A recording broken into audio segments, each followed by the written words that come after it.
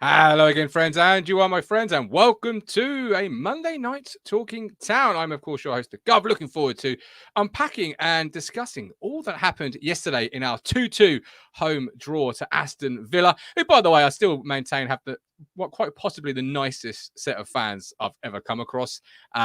Really, they've been really good to us over the last week. So if you're an Aston Villa fan watching this evening, welcome in. You are more than welcome. Hit that subscribe button while you're here. Hit the like button. And of course, we do have a live chat so you can get active and have your say. So whether you're a Villa fan, a football fan, or an Ipswich Town fan, please do get active and have your say. Because after all, who else can say your opinion except you? Lots of you in our live chat. Before we get into it, we are also partnered with SolarWise Roofing and Building. Do check out SolarWise. Be wise this autumn and winter. Get your roof checked. Get your building checked. They cover the whole of East Anglia. Shane's a really great guy. As you can see, there's the website, solarwiseroofingandbuilding.co.uk. A load of services. I've got Shane coming to look at a couple of things at my property. Called 01206 628 544. That's 01206 628 544. I nearly didn't even read the number out right, and I was reading it. That's the sort of day I'm having. What are the odds, says Mike Baker, just for 10, that McKenna might be the next Man City manager? I didn't know Pep was going anywhere. Have I missed something? Have I been that busy today that I've missed something? Mike, do you mean Man City or do you mean Man United? I'll bring Matt in. Matt, have I missed something in regards to Pep Guardiola? Well, yeah, I don't know. He must be Man United, surely. After yesterday's, you can't get him confused like that. Surely that's a yellow card. Me and Chris will be in a minute, but we were laughing yesterday at like how all the United fans just sort of stayed around in Old Trafford, looking forlornly out into the rain after being beaten 3-0. Yeah, being relegated. Do you know what I mean? Why do they do that? I've seen that on social media. It's just get outside, go to the pub, or get in your vehicle and get in the traffic that we've all got to get into. Which, by the way, Rampant Road yesterday was awful. And go home. Yeah. Don't get Chris started on that. Very big apologies to everyone. We couldn't do a show last night, could we? After at least the afternoon after the Villa game. I mean, the tech didn't work, did it? I mean, we tried everything. We turned it off. We banged it on the side. We swore at it. The 3 golden rules, it still wasn't working. So and it didn't work when he was on Talk TV last night either. They had issues, didn't they? They had issues as well. Yeah, you can check that out. That appearance on Talk TV on their YouTube channel. I also have posted it on our YouTube channel once I get the clip sent to me. That was a great little chat. But yeah, no, the backup didn't work. The main didn't work. Nothing worked. And there's and then obviously you and Adi and Co went for the train. It was just me and Phil stood there and we tested it and we couldn't hear a single word. So there we go. But we've got a jam-packed show. We're going to bring in our guests. We've only got him for a short while, Matt. So I'll let you introduce him because you've known him for a lot longer than I have. Poor Chris. But you introduce him, and then we'll get cracking.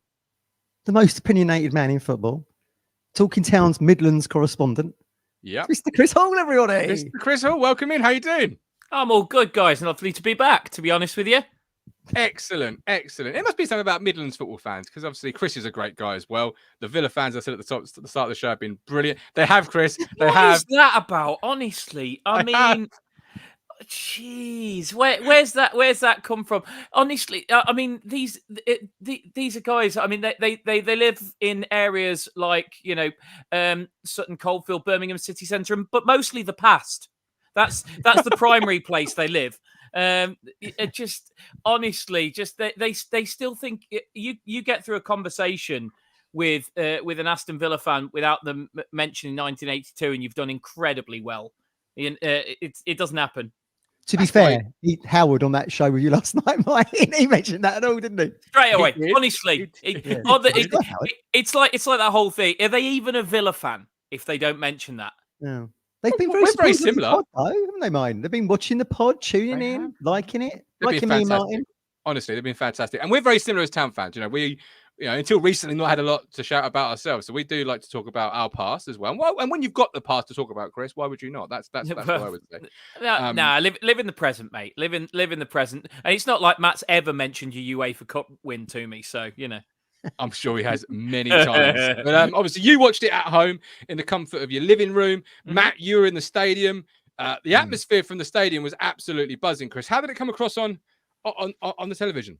I mean, I'll be honest. I can't really talk too much about the atmosphere because I did watch the whole game, but we were recording our pod during, so I had you on mute.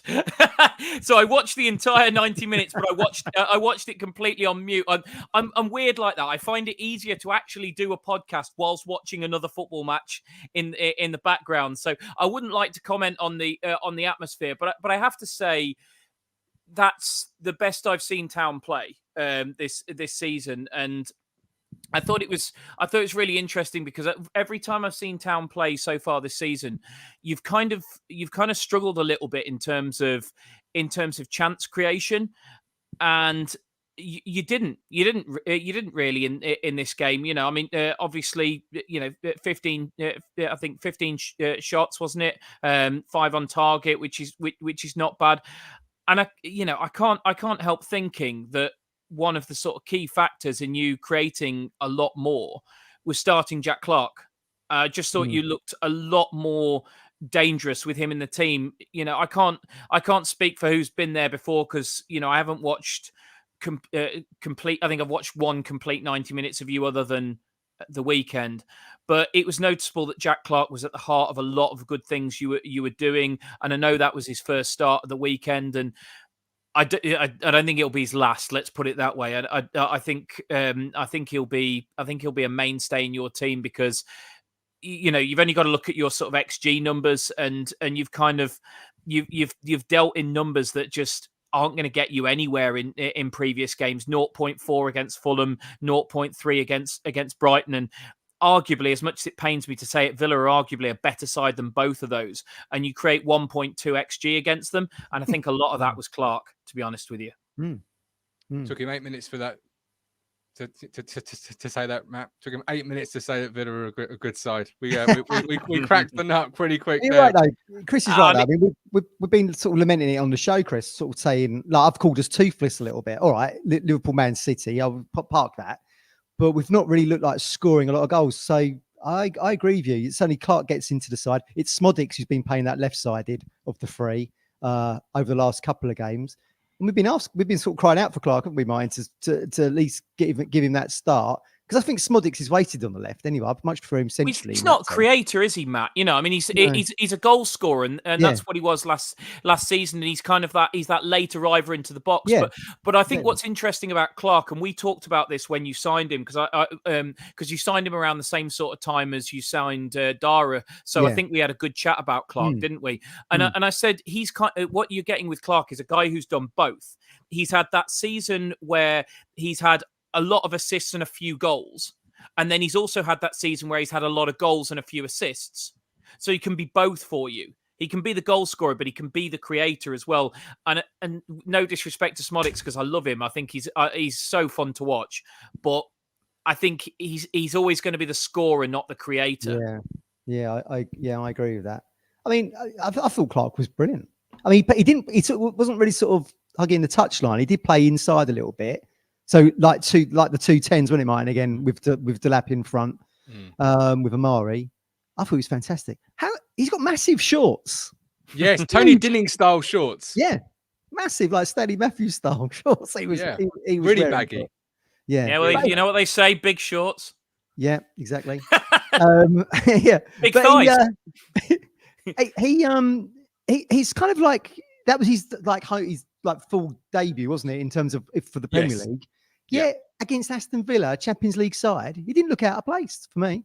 No, he looked really good. Obviously, got the assist for the first goal, which is great. You know, on down that left inside channel, and I thought it really helped Leaf, Matt, having Jack Clark in front of him. That more natural left-sided player can go either way, on you know, in terms of attacking the fullback, but also help Leaf defensively. And I thought the combination for a brand new pair, they worked really well together in their first, 70, 80 minutes. I think when we went 2-1 down, it was quite noticeable, I think. Well, noticeable to me because I hadn't noticed it beforehand. We was actually playing the three at the back, weren't we? So Greaves went to the left side, Dar into the middle, and Twanzebe was on the right. And then that allowed Leaf to really play left midfield, didn't it?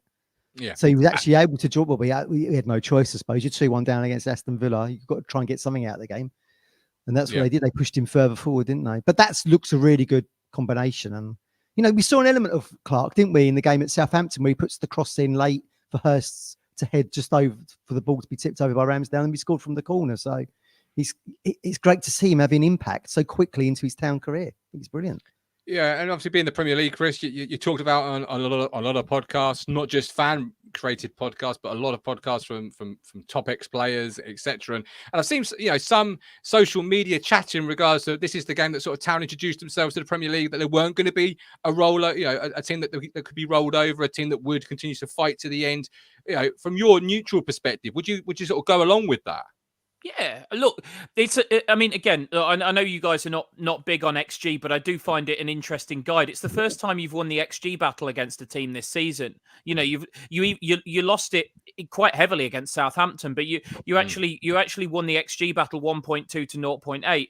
And I have to say, keeping Villa as quiet as that, they had to score. You know, I mean, the first goal that they score is just a really, really top goal. And to be honest, the second goal is just such a Villa goal, isn't it? You know, get the ball wide to Leon Bailey. Ollie Watkins picks that space between the two centre halves, and he's starting to make an absolute career out of that one move. I mean, he's frightening, and it's that old thing, isn't it? I mean, we're saying it a lot about Tom Fellows at the moment. You know what he's going to do, but you try stopping him. And it was really difficult. I have to say that on the first goal, and it pains me to say it, but because he was an Albion Academy product who left us for Manchester City. But what a player Morgan Rogers is! I mean, he is going to have the breakout season of breakout seasons for me, and he's just playing in that 10 for Villa. He's unbelievable. The little 1-2 for to be honest, most players pull the trigger first time. They on that first goal, they don't try and play the 1-2 and create that extra bit of space. And look, that's what you're up against in this division that you weren't up against last season. You know, no player in the Championship. I know Rodgers was in the Championship last season, but the guy he's passing it to wouldn't expect it, and he wouldn't get it back. You're not gonna. That's where the players open up the space, and that's what they have to do to score against you. I think you're right. I think you've kind of announced yourselves by being the better side over the course of the 90 against the side as good as Villa. It's taken an unbelievable save from Emi Martinez to stop you taking all 3 points. Even in the Premier League, you're not going to come up against a goalkeeper as good as Martinez every week either. I think it'll give a number of players a lot of belief. You know, you're absolutely right in what you said before. Jack Clark hasn't played at this level before. That's his first start, and he was really, really good. I think Liam Delap probably needs to prove something to himself a little bit, and especially with George Hurst back fit now and breathing down his neck, I think there's a few players that needed to prove to themselves that they're capable of playing at this level. Jacob Greaves has not played here before. I mean, Dara's obviously had a couple of seasons there, but he's got relegated every time he's been in this division. And I think he needs, they all need that little bit of confidence, that little bit of belief that they belong here. You have imposter syndrome when you first come to the Premier League. And I think going toe to toe with a team like Villa, okay, it's not your first win, but it so easily could have been. I think it will give these players who genuinely don't, came into this season not knowing whether or not they were Premier League footballers, a lot of belief. And look at your next 4 games.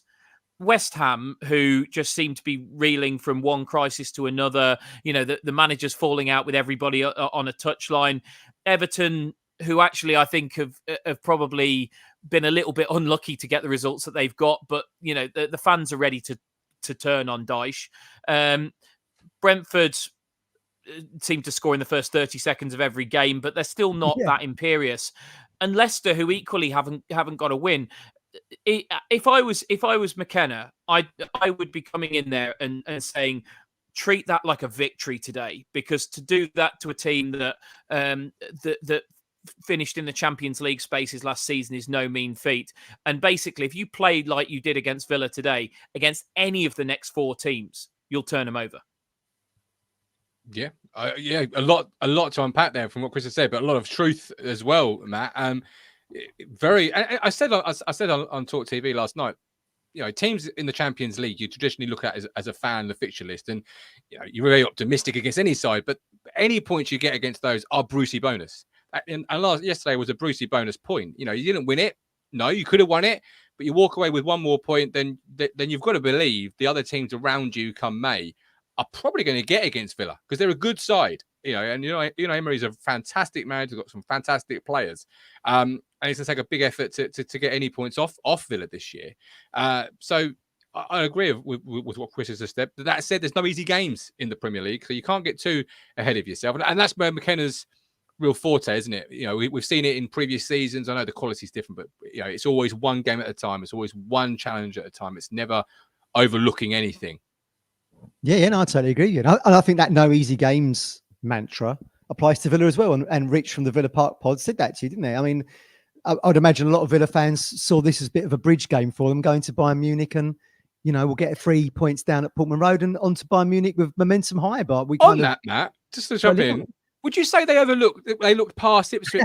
This is your thing, isn't it? You've been saying I've been saying it for weeks. Every Villa fan's been saying, "Oh, you're clutching at straws." But would you say they perhaps looked past Ipswich to Bayern? I don't think so. I mean, they started the game off well, didn't they? I mean, as Colin was saying to me as we walked up to the station, he said we couldn't even get out of our half in the first 5-6 minutes, and then totally against the run of play, we get the goal.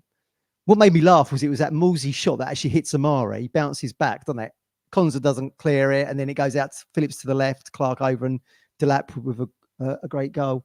And I think probably when they went 2-1 up, I think we was thinking, oh shit, the writing's on the wall here a little bit. Yeah. If you'd said to me at half time, you'll get a draw out of it, I'd have been all over that. Do you know what I mean? Which we do in the end, and maybe unlucky not to win it. But Chris is right. Villa certainly knew they was in a game. I mean, they made 3 subs. What, in the 90th minute or something? I think they were knackered.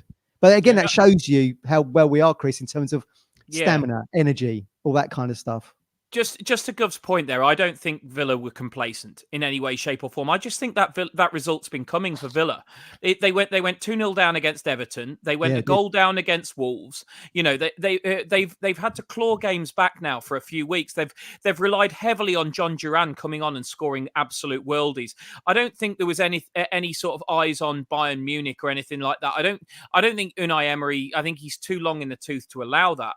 I just look at Villa have been live on the telly a few times now, and I've watched them cheering on the opposition, and I've just every time I've seen Villa, like recently, whether it's against Wolves, whether it's against Everton, you turn the game off at the end and you think, how have they won that? And it can't keep happening. It doesn't matter how good you are. As you're quite right in saying there's no easy games at this level. And you're right in saying it goes for Villa as well. And the bottom line is you keep going behind against teams. You keep giving them chances. Villa built a lot of their success last season on a really solid defense. They haven't been as watertight this season. They should have lost to West Ham as well on the opening day. They gave up chances against Arsenal. As I say, went 2 down against Everton. Wolves, okay, that you could say it was a bit of a smash and grab going 1 up against them, but I don't know. I just kind of felt there was a result coming where Villa weren't going to turn it around. To be honest with you. Yeah, well, don't downplay them too much because it's no. Gleam of our point is starting to rub off a little bit. No. And look, absolute respect to Town. Or what I think, to be honest, what I'm saying is actually that you've got to give Town more credit than to say that Villa just have got one eye on the big European tie. I just think, like I say, I don't think it's complacency from Villa. I just think that I just think they've actually got more weaknesses than they had last season. I think when they had people like Douglas Luiz in the middle, I just think they were a little bit more solid than they are now. And a world of credit to your manager. We've said it before. He's a tactician. He has a game plan for every team he comes up against, and he's done his homework. He's known where Villa's weaknesses are. He knows, you turn Diego Carlos around and he doesn't like it, and that's what Liam Delap's done to him. And I just think, it's an example that you're asking questions about whether or not the players are Premier League, and you'll only find that out over 38 games, really, to be honest with you. But where I'm in no doubt is that the manager is Premier League, and the manager knows how to challenge this league. On that note, Norman asks, this was early doors in the show, but I've saved it till now. Chris, I've spent a couple of weeks reflecting. Would you now concede McKenna is a better manager than Corberán? I think we have this every time I come on, and I'll repeat what I said last time. No, absolutely not. Look, Look at what Corberán has done with what he had. Corberán has basically been in charge of the crisis club in the Championship, and he's got them into the playoffs, and he now has as top of the league. He's turned over a squad with 11 players coming in the summer, and he's got us top of the division. I think the guy is just unbelievable. I give McKenna a world of credit for what he's done, but you still can't argue that even in League One and in the Championship last season that he didn't have money to spend, because he did. I mean, you're still able to outspend it, not loads, but you still spent a heck of a lot more than our nothing. So that's true. This is the first season that Corberán has actually had any sort of money to spend, and shock horror, we find ourselves top of the table. So what does that tell you? I think it's a little bit of kind of you're asking me who's the better out of two very, very good managers, and I think it's McKenna, though, isn't it? No, not a chance. But what I would say is, I think and this is no disrespect to either of our teams, I think both of them will go on to manage elite teams. I think McKenna will be elite in the sense of their size of the club, because Man United aren't elite at the moment. But I would suggest McKenna will be the Manchester United manager one day, and I think Corberán, with his links to Bielsa and stuff like that, will be a very, very good fit to a club that has a European model, whether that's a City or a Liverpool type, or maybe Newcastle if they get themselves there. I think both of them will manage in the Champions League and will manage top English clubs. So cheers to the question, Norman. Mike D, Morgan Rogers is a brilliant player. There's another chance in the England squad. We've got some fantastic news here. David Bergen gifted 5 Talking Town memberships. David, thank you ever so much. ITFC Beard gifted 10 Talking Town memberships. Our chat is going off at the moment. Love it. Welcome to the new members. And Fishing JMC is a new member. Welcome, Fishing JMC, to the Talking Town community. You can all access to the Discord, where, of course, you've got the unfiltered thoughts of this man here, but don't let that put you off at home. It is still a good place to be.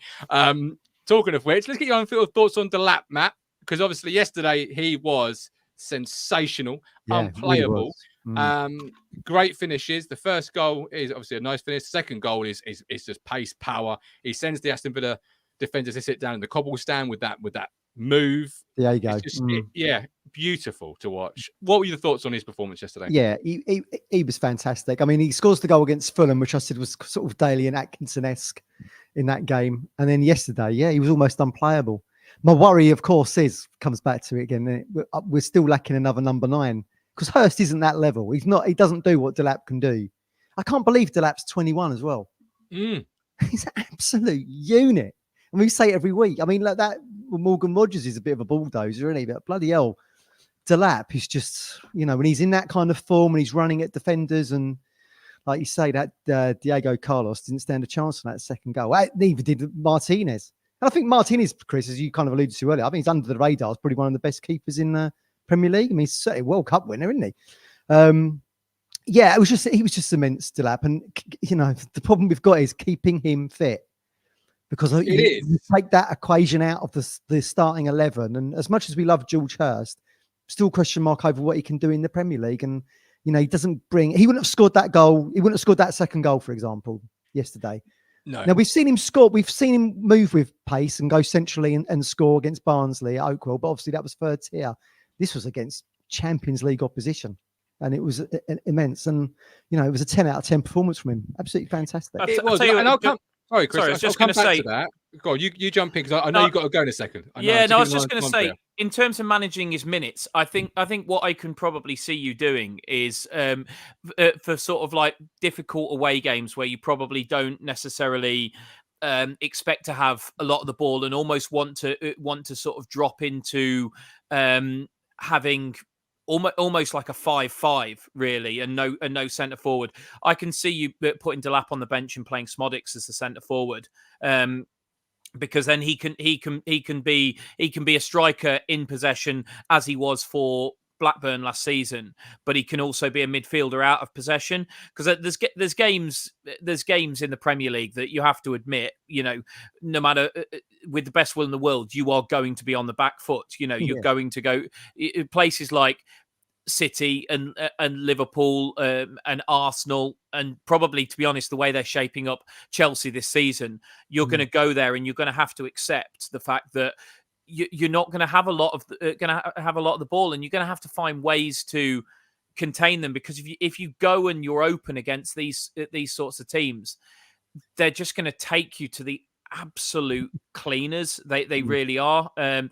So that's how I can see it. But I mean, I really like Liam Delap. I honestly believe if he'd stayed fit all of last season, Hull might have pipped us to the playoffs, to be honest with you, because I think that was the difference between them making the playoffs and them not. He was genuinely that good, and it was interesting actually. I was on our pod we had Stu White, who's one of the top recruitment guys at Hull, and it was just after they'd signed Liam Delap, and obviously he'd had 2 horrible loans the previous season at Stoke and at Preston. And we sort of said to Stu, what about Delap?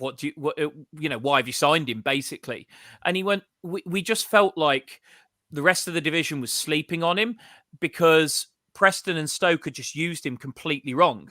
They just looked at his size and his physicality, and they'd just gone, here's a big man to hit. And he's not that. He's got so much more to his game than that. He can turn defenders. He can use his pace in behind. And I think basically Stu said that when Hull scouted him, they basically said he didn't have a bad season at Stoke and Preston because he's bad. He had a bad season at Stoke and Preston because they for some unknown reason they signed the bloke with absolutely no idea how to use him. Yeah. We've been there at the football club, signing players and not really knowing how to use them. Chris, it is 8:31. I don't want to keep you any longer than because I know you're a newly married man, and I don't want to cause any issues at home. So you better FCAs, Chris. FCAs. FCAs, yes, FCAs. This is it. Yeah, no, just a big plea to all the Talking Town listeners out there and viewers that we have been nominated. Albion Analysis has been nominated for Best Football League Podcast at the Football Content Awards. I know it's somewhere that has honoured you guys in the past as well. So it would just given that Talking Town, obviously they couldn't be nominated for the Best Football League Podcast for very important reasons. So you haven't got that to vote for this year. So if your vote could go towards us, it would be massively appreciated. Basically, if you want to find the link to the voting, just find Albion Analysis on X, and I have pinned the tweet that has the link to the vote to the very top of the Albion Analysis X account. So yeah, anybody who doesn't mind just taking 2 minutes to just give us a vote, it'd be really appreciated. Brilliant. Good luck. Well done, Chris. Well deserved. All the best. Look after yourself. All right. And cheers for coming on. We really do appreciate it. See you soon. Thanks, guys. Go and vote. Season as well. Thank you very much. I was just saying all the best for the rest of the season. Cheers, Chris.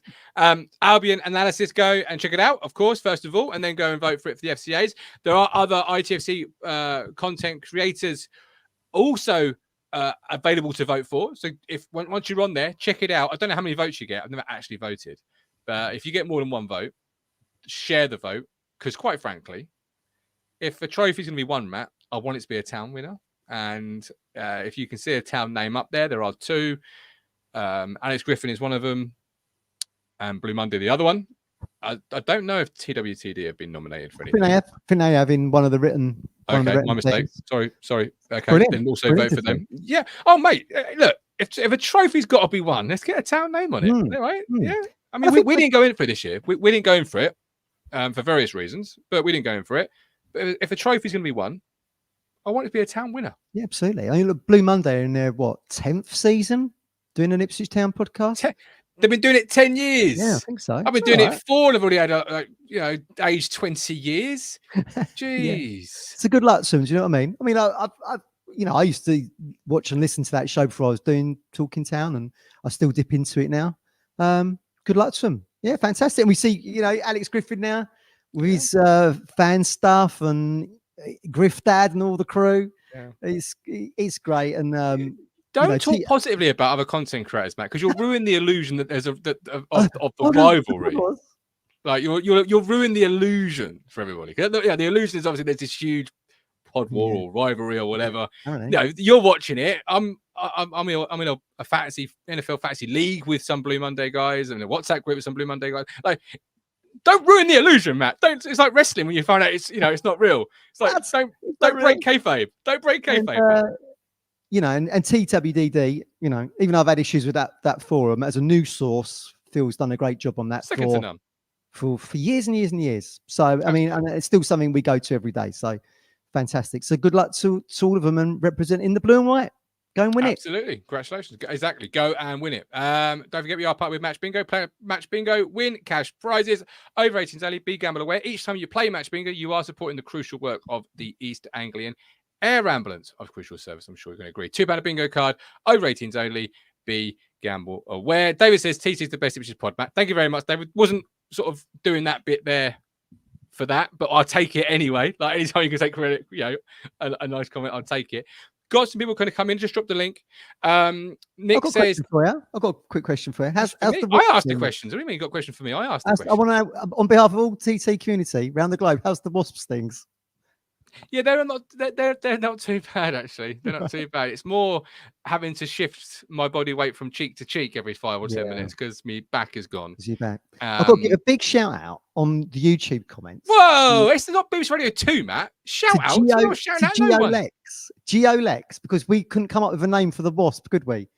And he put on the comments, come back a day later just to say, Ollie Waspkins. Genius. We are not worthy, I said. Oh, 50 euros from David. David, you absolute legend. Thank you ever so much. Thank you. That's very, very kind of you. Thank you. I can get myself some more osteo appointments. Freddie's magic fingers. I need something here. I can't keep shifting my weight. It gets to that point now where it's just like it's on bone. It's like it just hurts. You did well to get to the game yesterday. I saw you beforehand and you were struggling, weren't you?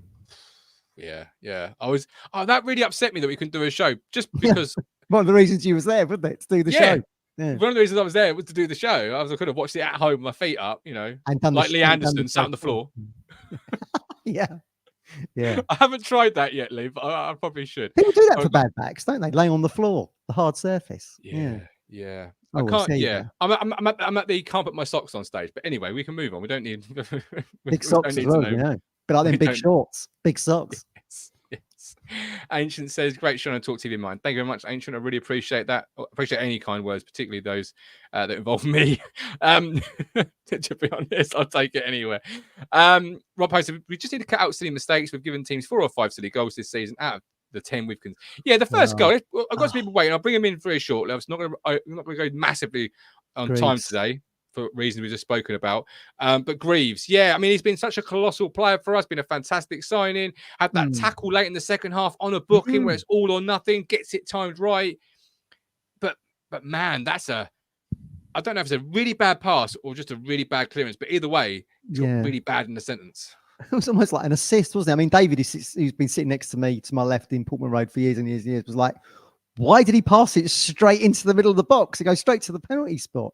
I mean, I can only presume he was trying to launch it long and overheads.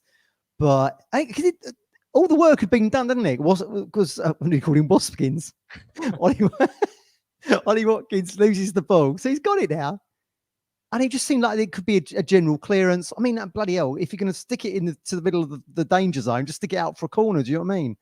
And I felt gutted for Greaves because, like you say, he's been playing so well, and people are going, could this be someone who goes on to play for England? And he's looked immense, and he's obviously got a good partnership now with O'Shea because that's their third game on the trot, or whatever it is. He looked really good, by the way, immense yesterday. O'Shea, Crunch was telling me he had the black eye at the end of the game. They saw him after the match. Obviously, took a bit of I think he was down for a bit, wasn't he? Obviously when he took a knock around the eye socket or whatever. But Yeah, if there's one player, Greaves don't deserve to make the mistake, but it was just terrible. I mean, you can even get taught as kids, don't you? Don't pass the ball across the box. Yes, clear I your mean, lines. you do see this now, don't you? When people are playing out from the back, you are playing the ball across the box. You know, weren't a thing back in the day, but I don't know. It was just a terrible clearance. But he's been by far one of our best players so far this season. So you're not going to play very well too for the rest much of the game. I thought. Yeah, he did. Yeah, and what out of adversity, can come a triumph. And I think from what I saw as a fan out of that was a team that rallied around their player, captain, who we'll get to in a second before I ring in Stephen Parry, G'd him up. When they had a breaking play a few minutes later, McKenna, put his arm around him. Yeah. But what I just saw was a very much, and this is not anything new, by the way. This is not a bombshell or anything, but very much a together squad, a unified squad, and a squad that's got each other's backs in the midst of chaos. And obviously, you make a mistake like that. Yes, it's a big blow. You 1-0 up against Aston Villa. It's great to concede silliness like that. You don't want it, but to see that you simply just rallied around each other. That's really showing that any concerns that some fans may have had about, big influx of players, how's that going to affect the dressing room culture, the environment, all of these different, things that were said in the summer about how many players were coming in. That moment there showed me that this is a really unified, as you would expect, dressing room, and they've got each other's backs, Matt, in the heat of battle. Collective responsibility, isn't it? Yeah, I seem to recall Twanzebe went straight over to him, put his arm around his shoulder, and was like, let's get on with this.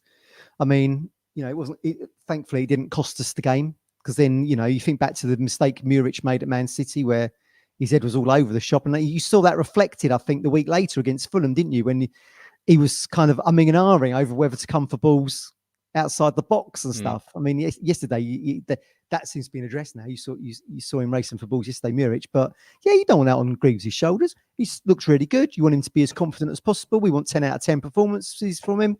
Because if he's playing well, Ipswich Town are playing well. And if Ipswich Town are playing well, we're going to stay in the Premier League. So, exactly. But yeah, I think you've come to expect this from McKenna teams now. It's all kind of like all in it, all or nothing. We're all in it together.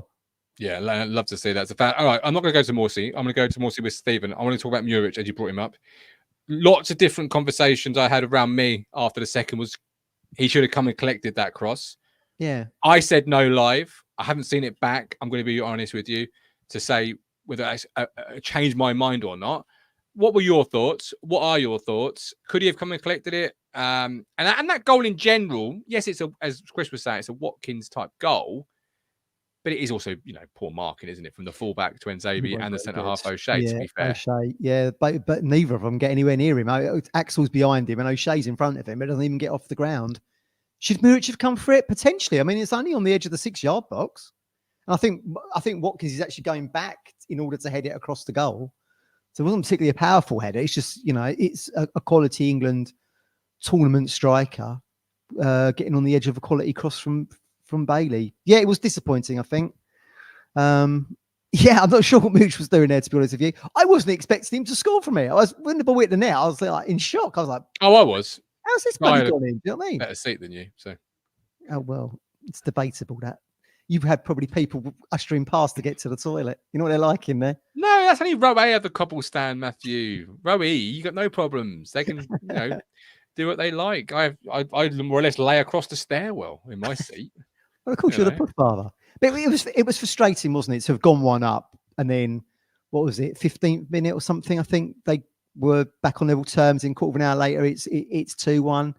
And I did feel like the impression I got in the stadium, you talked about the atmosphere earlier, I did start thinking certainly people around me were like, oh, shit, going to lose this now. Could even be 3 or 4. We were saying at half time when we was having a cuppa, give me a point now. Luckily, we got it. Do you know what I mean? It didn't feel like it was a game that we were going to come back from.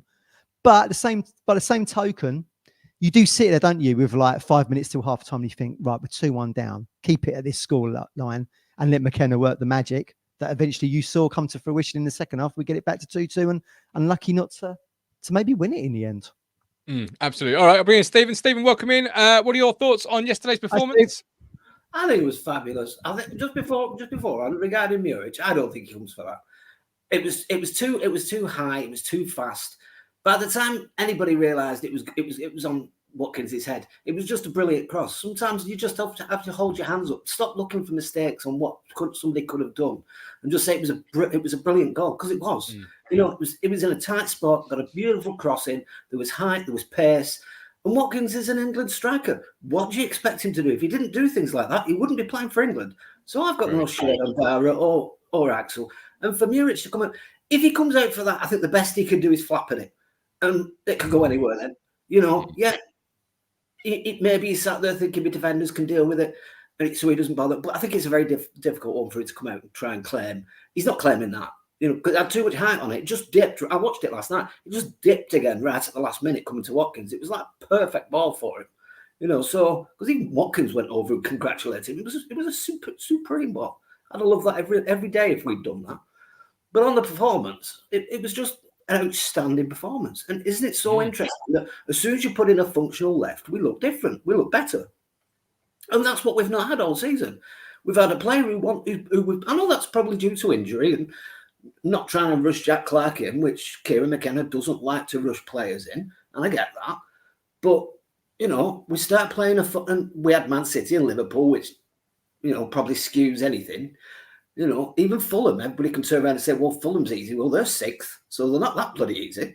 You know, so, you know, if you look at the league table, the five out of the 6 teams we've played are in the top 8.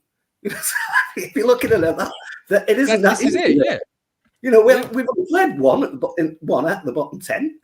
So, which is why I wasn't really listening to any of the conversation about, you know, winless town, you know, in terms of the teams that are winless. You know, I know Everton got off the mark, but undefeated in 4 as well. Undefeated in 4 now, Steve.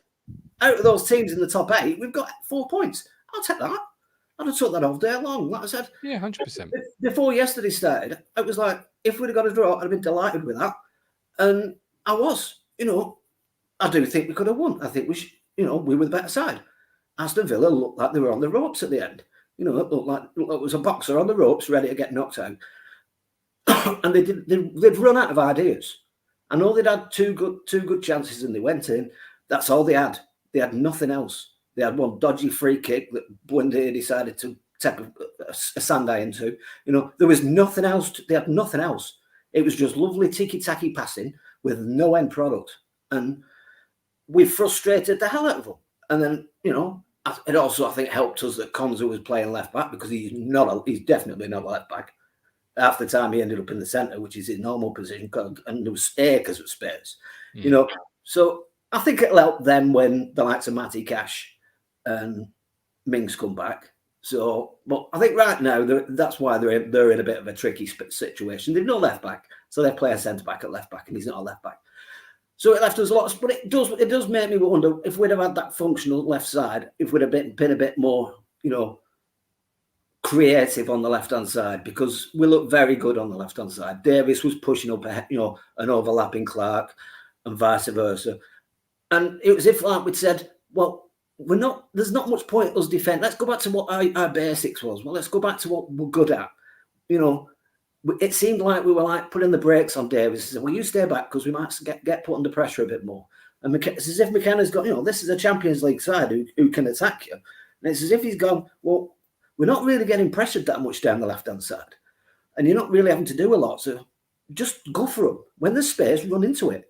And that's what he was doing. And I think it worked a treat. And we were getting so much joy down the left-hand side, you know. And I liked it. And I think if we attack teams more like that, I think we will get more joy, especially some of these bottom 10 sides. I think we can attack some of these teams. And I think we can create chances. You know, like what's the name? We're not going to face Martinez every day. We're not going to face Watkins every day. You know, most teams don't have players like that. You know, they're bringing Buendia off the bench, for God's sake.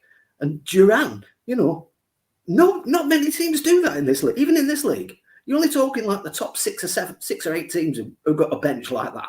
You know, so look at Everton's. Their bench is like 12. You know, there's nothing. They've got nothing. After their first team, they've got nothing. They've got teenagers on the bench. So it's like, let's go at some of these teams. And I think, like with Southampton, I think we could have gone at them a bit more than we did. We just didn't have the personnel to do it. And I think that was it. I think that was the big eye-opening moment. I think maybe it was an eye-opening moment for McKenna, knowing that you can do these things. Like, I've got the Southampton game on now. Bournemouth have gone at them and they're 3-0 up. They've just collapsed. You know, a quick free kick, which they just stopped and just watched it go in, and they've just collapsed. You know, if you go at teams and get ahead, they're worried then, because if they go 1-0 down, most of these teams at the bottom are worried about whether they can score. So if you go 1-0 up, half of them have been more terrified about not going 2-0 up, because they know they won't get 2. They might get 1, you know, and that's where you need to look at it. That's why getting the first goal is so important, you know. Our bounce back ability is always also going to be important. 2 games in a row, we fought back from being behind. Yeah. You know, that's not easy to do. Most of the teams at the bottom can't fight back from being behind. You know, Everton bugger up from being ahead. So Everton bugger up, they lose leads. Leicester lose leads. They all lose leads, and we seem to be able to go behind and still come back to get a result. Yeah, Wolves as well. Yeah. Yeah, absolutely. Stephen, appreciate you coming on. Really good thoughts as always. Look after yourself. We'll go to Phil Blundell. Phil, how good was Sam Morsy yesterday? Yeah, he was superb. You know, yeah, I think with all these new signings that we made this summer, you know, it makes you wonder, you know, if he'll ever be replaced. And man, not on that form, he won't be. No, but he's so like yesterday. He showed, you know, why he is our captain, because you know he's probably not the most gifted player. He's not the quickest player. He's not the most skillful player that we've got in the squad. But you know what he brings to the team, the leadership qualities that he has, you know, is at the moment is priceless. I challenge that though. Actually, I think he's really skillful in some areas. You know, like his ball control. Yeah, he's got exceptional ball. Yeah, and he can turn. Yeah, like anyone's business in that midfield. He does have exceptional close ball skills. You know, the way he handles the ball. You know, and he leads from the centre of the park is immeasurable. And you know, yesterday was a awesome example of that.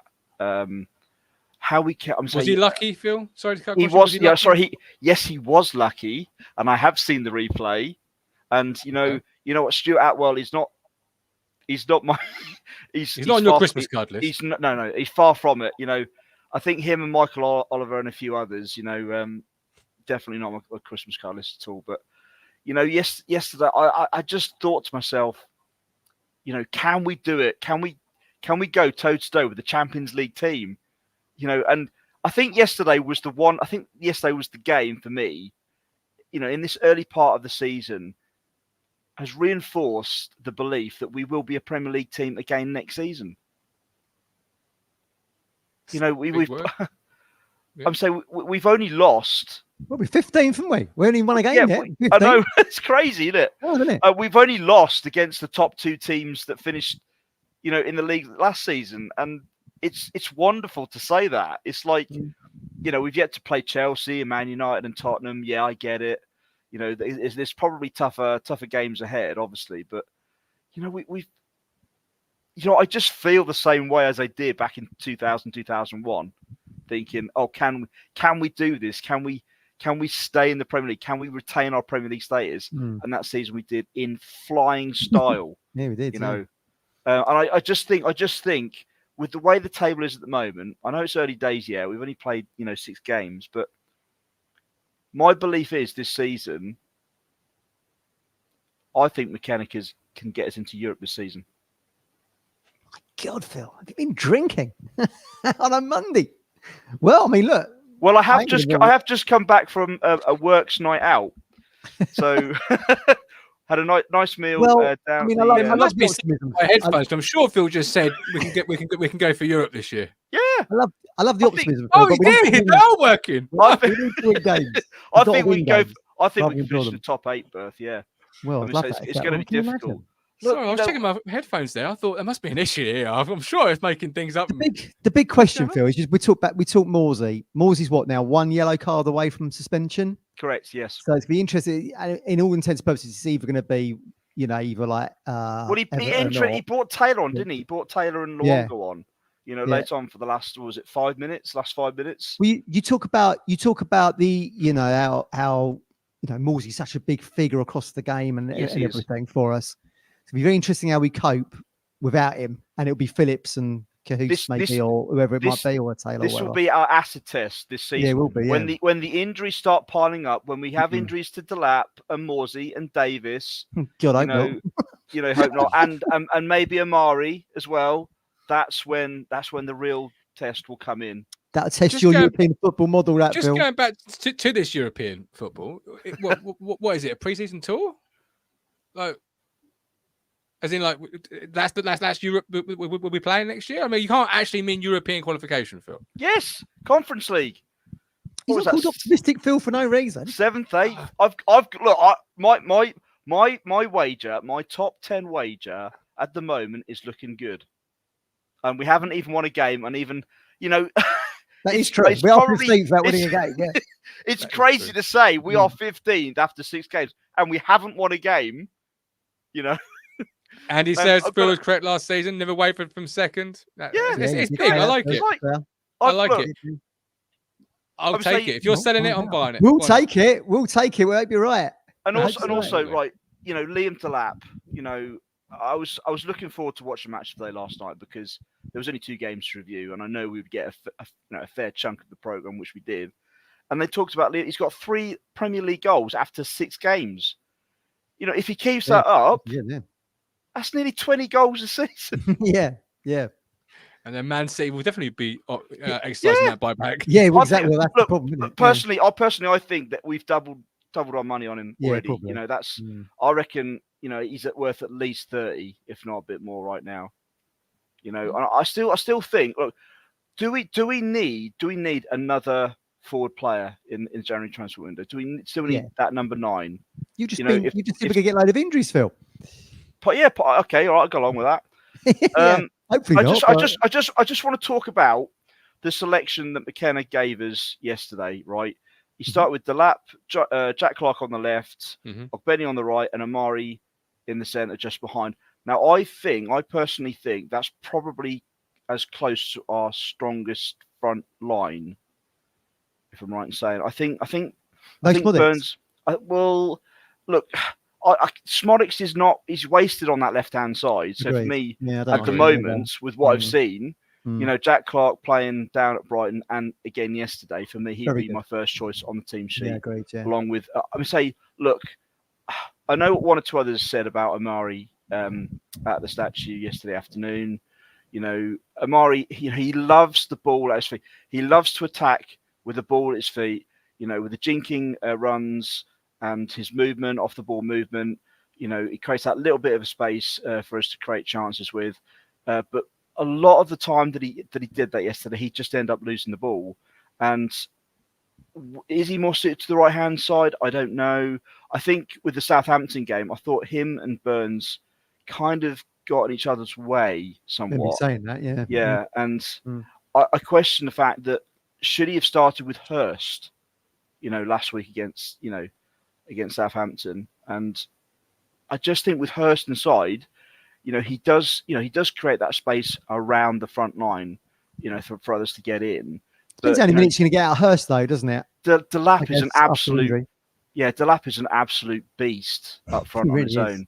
He really is. And you do need someone else in there, though, I think, Phil. I mean, it's a real. You're walking a real tight, thin rope there, aren't you? Trying to keep him fit. Yeah, obviously Delap is only 1 player, so you probably want that number, that extra number 9 in there. Well, they wanted Ioannidis, didn't they? I mean, we keep going back. And I also want to talk about very quickly, Phil. I've got to be calling him. We've got to end shortly, so very quickly, mate. Yeah, the antics of the Villa players yesterday. They went every single time we just got close to them. They went down like a sack of spuds. And late on in that second half, they very nearly conned Stuart Atwell into giving them a penalty with that challenge just outside. Oh, we'll get to the free kick. With that Buendia free kick. Wasn't it? Well, we've gone to VAR. That wasn't a free kick. It wasn't. It wasn't even. Look, it wasn't a free kick. If it wasn't a free kick and he'd given a penalty, wouldn't it have gone to VAR though? Yeah, it would have gone to VAR. Yeah, it would have gone to VAR. Look, I thought Stuart Atwell's performance up to half time was pretty good. He was having a good game up to half time. After that, it went to absolute. Was he? He Yes, got booed off the pitch at half time. Absolute shit. I thought he was only one person didn't boo the referee off the pitch at half time, and that was Phil, because clearly he thought he was having a good first half. Everyone else, was booing him. No, he was pedantic over the corner, didn't he? He got booed. He got booed off at full time, rightly so, and at half time. Martin was booing throughout. Why was he so pedantic over that corner? He made him move it like a millimetre. Yeah, look, yeah, it's daft. I mean, second half, he showed his true colours second half, right? Yeah. And useless. look, Yeah. we should have won that game. Colin We should have won that game yesterday. Phil, appreciate it. Thank you so much for West Ham. by the way. I'm going to West Ham on Saturday. I'm looking forward to it. Enjoy, Good, Phil. And thank you so much for yesterday, by the way. I really appreciate you persevering with me. I know he's gone, but I'll still continue talking. Persevering with me and trying to get it to work. Colin, sorry to keep you, my man. 5 minutes is not enough time for a legend like you, but it's all I've got. Literally, I can't shift my body weight anymore. How are you? What's your thoughts? Colin made it home. He had like an hour wait for his train yesterday at the station. Yeah, I don't bother me when we've had a good result, Gav. Don't bother me at all. I'd have waited 2 hours. Good man. Okay, Phil made some good points. He made some weird points, I thought, today.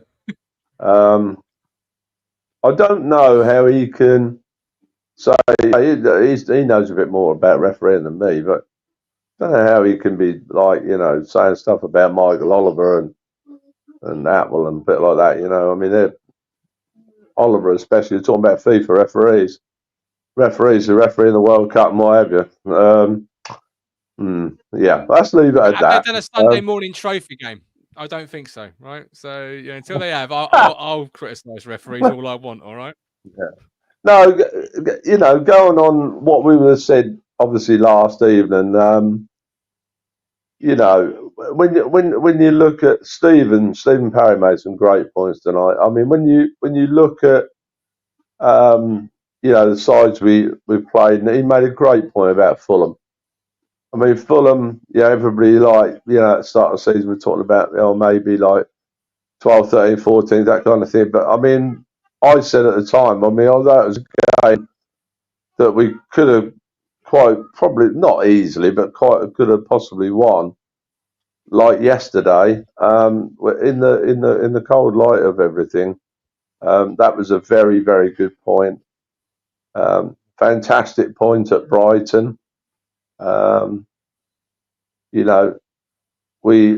got a great point in the end at Southampton. I've been watching the Southampton game, and to be perfectly honest with you, they've been absolutely atrocious tonight.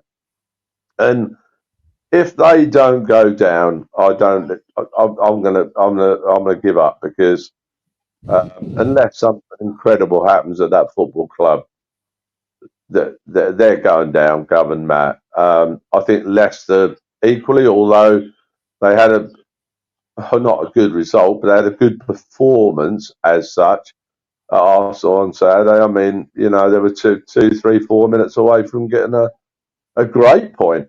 But us, what I've got to say is, Gov, and something of what I would have said last night. Kieran has been so consistent on what he's said after the Liverpool game, after the Man City game. He's always said, all I'm looking for is, the performance, and I'm looking for improvement all the time. And we're getting that, and it's visible. And I've seen every game, obviously, this season, and in the 6 league games that I've watched, it might only be a certain percentage, Gov, Matt, but we have improved by about, say, 4 or 5%, in my opinion, week on week. And that can only bode so well for this little period we've got coming up, because at the end of the day, I mean, I forecast 14th at the start of the season. I'm not going to waver from that. Last season, I think I forecast we finished 5th, and we finished 2nd. I'm forecasting 14th this year, and I'm hoping maybe 12th or 13th. I honestly believe, and I would put my money where my mouth is, I honestly believe this football club will be in this league this time next year, and I think we'll be stronger. We'll have the monies in again, and I I just think, I mean, I know the owners were there on Saturday, and on Sunday, and they can only be so enthused by what they've witnessed. And also, Gov, didn't the ground look absolutely fantastic? And I'll tell you what, the people who've designed and also built that studio, I said to Matt, it's been done so good, it's nearly invisible. And the people who've done that, the people who are on the building work of that, have done an absolutely fantastic job, as have the people who've done the boxes. I mean, our football club, I mean, obviously the youngsters have gone to bed by now, but I hope their mums and dads tell them, this football club is really on its way up. I can remember when just after we got promoted in '69, you know, we had a couple of I've said it loads of times. We had a couple of dodgy seasons, really dodgy seasons. To stay up, but we did, and we built building blocks, and we built and built and built. And I could, honestly, Gav, I can see. Look, we've got a bloke at the helm. I know I've gone on record of saying it before. That man has got a tad of Sir Bobby Robson about him. A tad. He really has. He's so level-headed. He's so consistent in what he does and what he doesn't do. He never, ever gets involved with the opposition manager. I mean, I personally think, you can answer this. He must be a fourth official's dream. You hardly ever see him get involved, do you? No, true. Very true. And when managers stroke coaches are like that on the side, that translates to the people on the pitch. The only thing I will say is obviously Sam was very lucky. I watched the back today. Sam was very lucky. But you make your own luck, don't you, Gavin, Matt? And I honestly think, I'm sure you'll both agree, I honestly think that first victory is only just around the corner. I really absolutely, do. Yeah. I think, absolutely. And I completely agree. And I think you've said some really good points tonight. Matt, anything to add? No, I totally agree with what Colin's saying now. I mean, Chris mentioned the upcoming fixtures. We've got West Ham, was it Everton, Brentford, Leicester? You've got to think, might be a couple of wins in there, Colin. It'd be fantastic if we could. But like you say, we're 15th at the moment without even actually winning the game and 4 undefeated. So we're looking improvements, like you say. Yeah. The improvements are there. I mean, we've got a great possibility of getting. I mean, even if I honestly think we could get more. But even if we got 6 points, the 2 wins from the 2 home games. Mm-hmm. I honestly think. I'm not so sure about West Ham. It's obviously the Olympic Stadium, although I've not been there. I've been to Upton Park loads of times, and obviously the atmosphere is nowhere near like it used to be at Upton Park, apparently Olympic Stadium. But at the end of the day, you're going there in front of 62,000 people, and to me, if I was somebody like Jacob Greaves, which I'm sure like that lad will thrive on that, and for them lads, it must go into a stadium like that, like the Olympic Stadium. That must feel a bit like playing in a little bit of a cup final, really. And I personally think, you've played, I'm sure Matt has. I've played myself.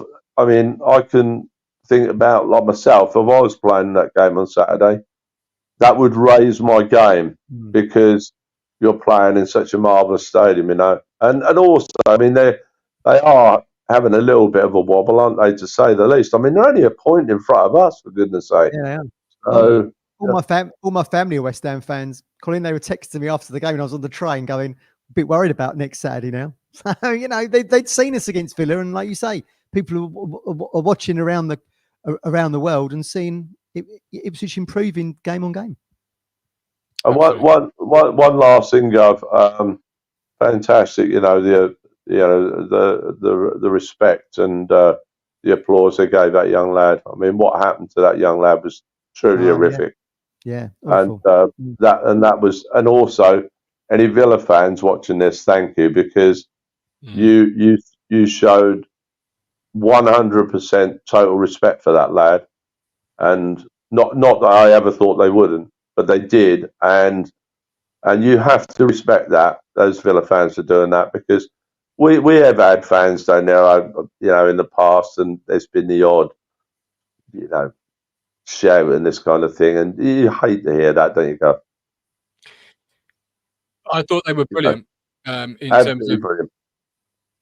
The minute applause. I thought they were brilliant. Brilliant. As I said at the start of the show, I think they've been brilliant the whole week. Yeah. In all honesty, in building up to the game, obviously they were nice to us for our show around the stadium. It was around, nice atmosphere. There was lots of Villa fans, Town fans around the burger bars, etc. And then obviously you were chatting to him at the station, weren't you, Colin? Well, as Matt said, I had a chat to a young lad, probably about 27, 28, just waiting, obviously, for a friend or something outside the station. And I said, just, a really polite conversation. And I just said to him, I said, what do you think of us? He said, yeah, it's a bit about you. A bit about you. He really thought we'd stay up, yeah. A bit about us.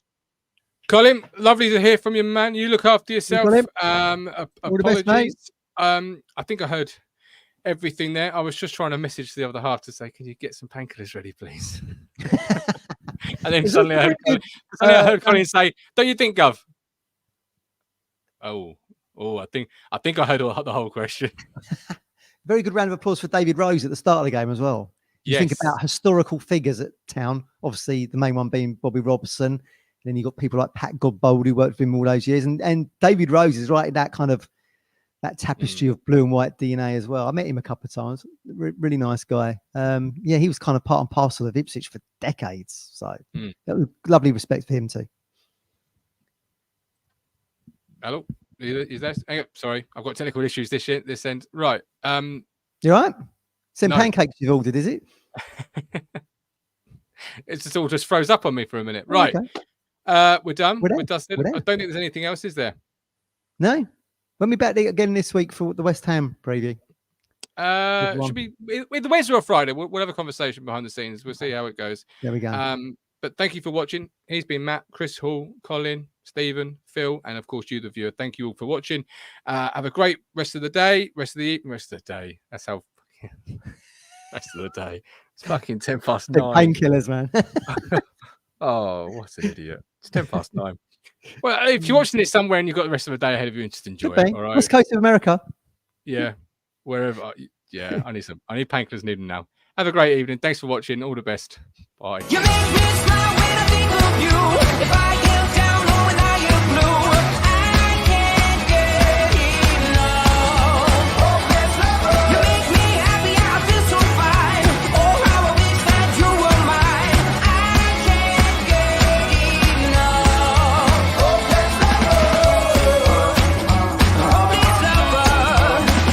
I woke up all soaked in sweat, with chills running down my neck. I felt went crazy from just the thought of you.